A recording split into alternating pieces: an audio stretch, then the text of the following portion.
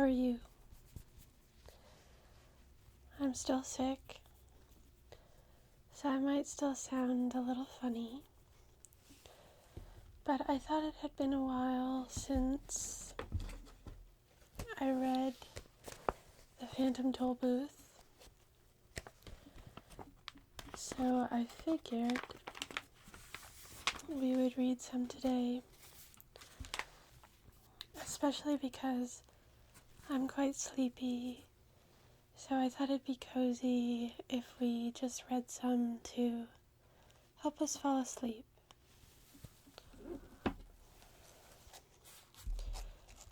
We are at Chapter 7, The Royal Banquet. Right this way, follow us, come along, step lively.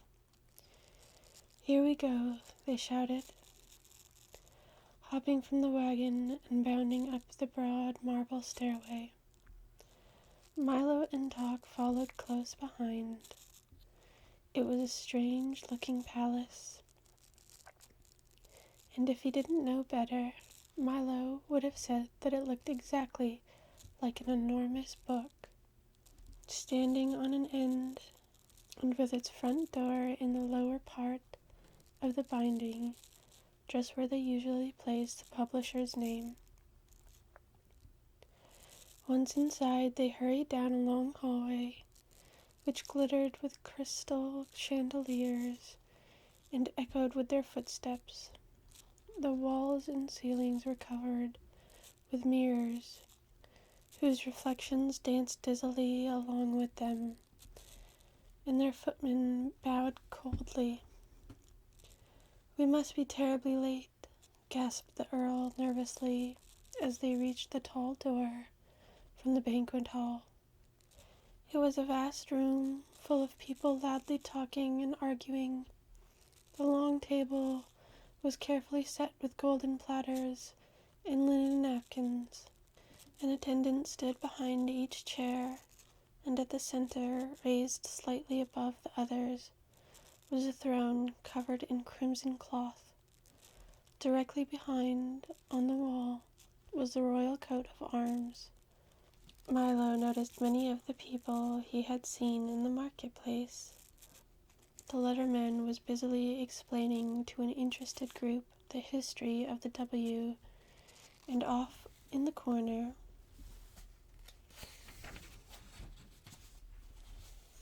the humbug and the spelling bee were arguing furiously about nothing at all. Officer Shrift wandered through the crowd, suspiciously muttering, "Guilty, guilty, they're all guilty," and on noticing Milo brightened visibly and commented in passing, "Is it 6 million years already? My, how time flies." Everyone seemed quite grumpy about having to wait for lunch, and they were all relieved to see the tardy guests arrive. "Certainly glad you finally made it, old man," said the humbug, cowardly pumping Milo's hand. "As guest of honor, you must choose the menu, of course." "Oh my," he thought, not knowing what to say. "Be quick about it," suggested the spelling bee. "I'm famished. Famished. As Milo tried to think, there was an ear-shattering blast of trumpets, entirely off-key, and a page announced to the startled guests, "King Azaz the Unabridged." The king strode through the door and over to the table and settled his great bulk into the throne, calling irritably, "Please, everyone, take your places." He was the largest man Milo had ever seen, and with a great stomach, large piercing eyes, a gray beard that reached to his waist, and a silver signet ring on the little finger of his left hand. He also wore a small crown and a robe, with letters of the alphabet beautifully embroidered all over it. "What have we here?" he said, staring down at Talk and Milo as everyone took his place.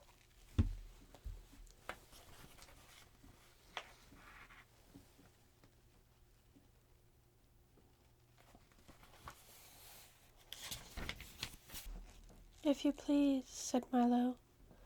"My name is Milo, and this is Talk. Thank you very much for inviting us to your banquet, and I think your palace is beautiful." "Exquisite," corrected the Duke. "Lovely," consulted the minister. "Handsome," recommended the Count. "Pretty," hinted the Earl. "Charming," submitted the Undersecretary. "Silence," suggested the King. "Now, young man, what can you do to entertain us? Sing songs, tell stories, compose sonnets, juggle plates, do tumbling tricks? Which is it?" "I can't do any of those," admitted Milo. "What an ordinary little boy," commented the King. "Why, my cabinet members can do all sorts of things, and the Duke here can make mountains out of molehills. The minister splits hairs, the Count makes hay while the sun shines, the Earl leaves no stone unturned, and the Undersecretary," he finished ominously, "hangs by a thread. Can't you do anything at all?"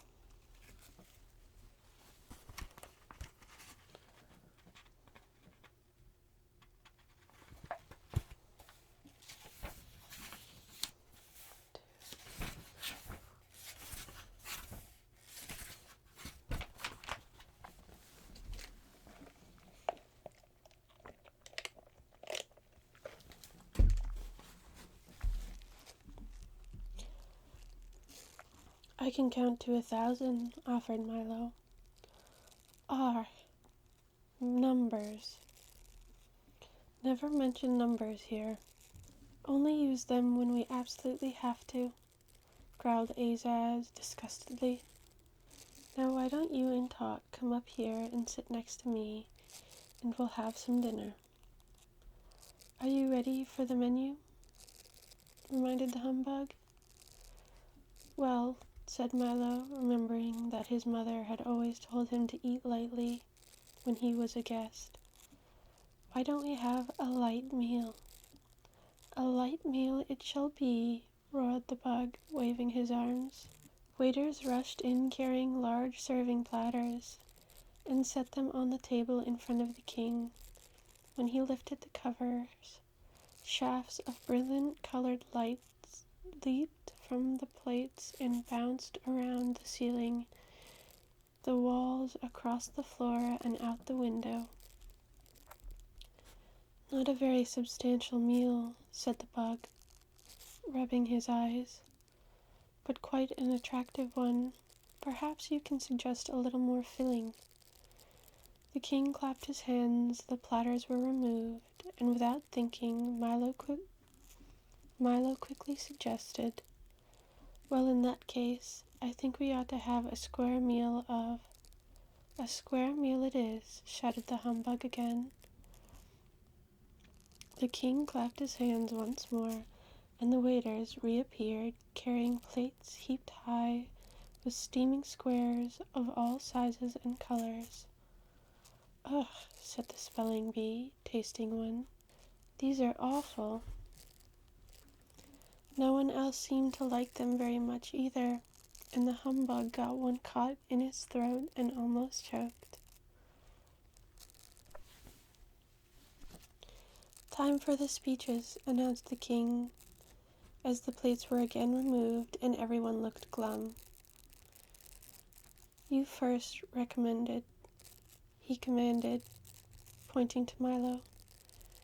"Your Majesties, ladies and gentlemen," Milo started timidly, "I would like to take this opportunity to say that in all the—" "That's quite enough," snapped the King. "Mustn't take all day." "But I'd just begun," objected Milo.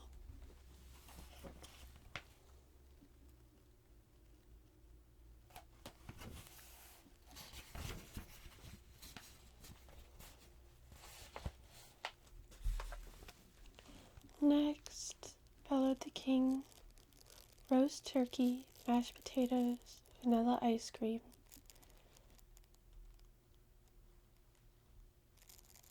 Said the humbug, bouncing up and down quickly. What a strange speech, thought Milo, for he heard many in the past and knew they were supposed to be long and dull. Hamburgers, corn on the cob, chocolate pudding, pudding, said the spelling bee in his turn.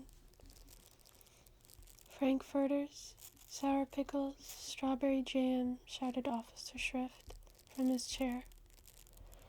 Since he was much taller sitting than standing, he didn't bother to get up. And so on down the line it went, with each guest briefly making a short speech and then resuming his place. When everyone had finished, the king rose. He said his speech and clapped his hands again. The waiters reappeared immediately, carrying heavy hot trays, which they sat on the table. Each one contained the exact words spoken by the various guests, and they all began eating immediately with great gusto. "Dig in," said the king, poking Milo with his elbow and looking disapprovingly at his plate. "I can't say that I think much of your choice."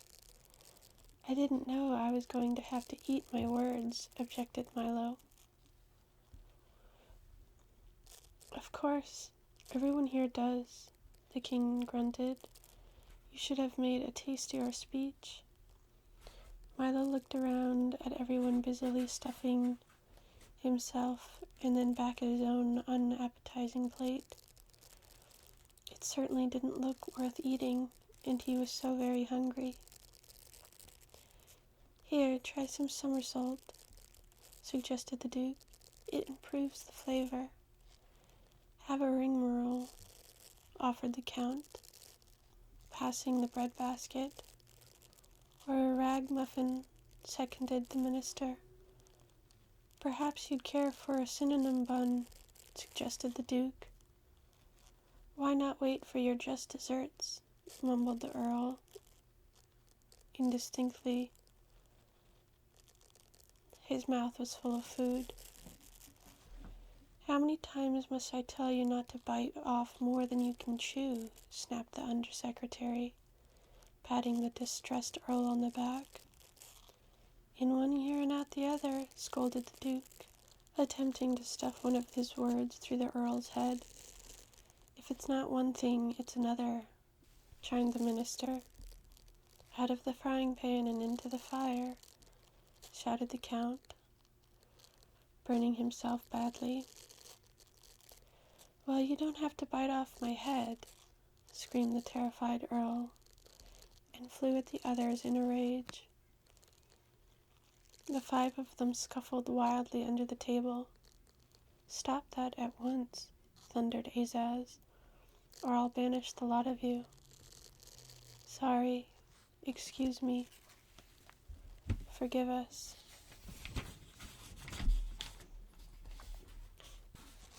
"Pardon. Regrets." They apologized in turn and sat down glaring at each other. The rest of the meal was finished in silence until the king, wiping the gravy stains from his vest, called for dessert. Milo, who had not eaten anything, looked up eagerly. "We're having a special treat today," said the king, as delicious smells of homemade pastry filled the banquet hall. "By royal command, the pastry chefs have worked all night in the half-bakery to make sure that—" "The half-bakery?" questioned Milo. "Of course, the half-bakery," snapped the king. "Where do you think half-baked ideas come from? Now please don't interrupt. By royal command, the pastry chefs have worked all night to—" "What's a half-baked idea?" asked Milo. "Will you be quiet?" growled Azaz angrily. But before he could begin again, 3 large serving carts were wheeled into the hall, and everyone jumped up to help himself. "They're very tasty," exclaimed the humbug, "but they don't always agree with you. Here's one that's very good."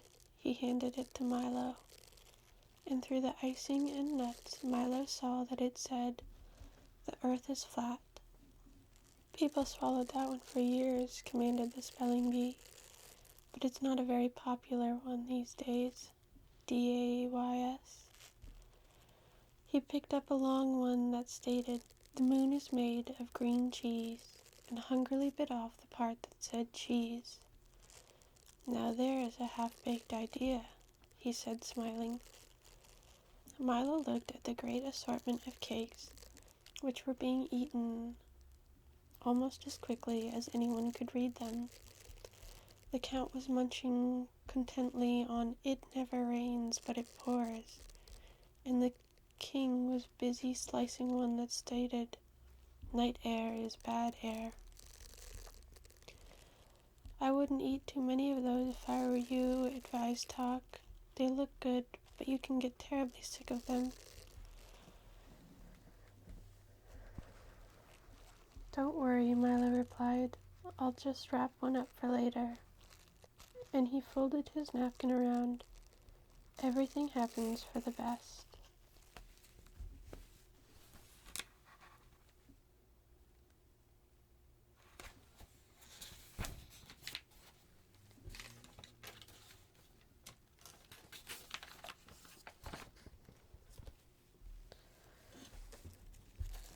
That was chapter 7 of the Phantom Tollbooth. I hope you enjoyed it, and I will see you again soon.